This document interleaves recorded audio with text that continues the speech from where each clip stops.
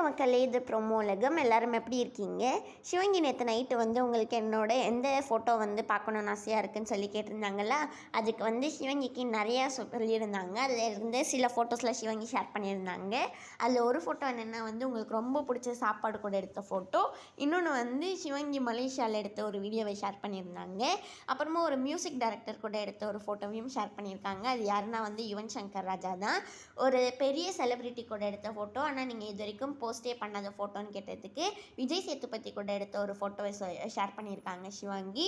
Next கனடாவில் எடுத்த photo, கொலம்போவில் எடுத்த ஃபோட்டோ, இதை மாதிரி நிறையா ஃபோட்டோஸ்லாம் ஷேர் பண்ணியிருக்காங்க. நெக்ஸ்ட்டு ஒரு ஃபோட்டோ கூட நீங்கள் எமோஷ்னலி கனெக்ட் ஆகியிருக்கீங்கன்னா அது என்ன ஃபோட்டோன்னு சொல்லியிருக்காங்கல்ல, சிவங்கி அதுக்கு நீங்கள் முன்னாடி பார்த்த ஃபோட்டோ தான் ஷேர் பண்ணியிருந்தாங்க. 2023 எடுத்த ரொம்ப பிடிச்ச ஃபோட்டோன்னு கேட்டதுக்கு சிவங்கி அந்த ஃபோட்டோ ஷேர் பண்ணியிருக்காங்க. அதுக்கப்புறமா 13 மில்லியன் வியூஸை தாண்டி போயிடுச்சு. சிவங்கி 2023 முடியும் போது ஷேர் பண்ணியிருந்த ரீல்.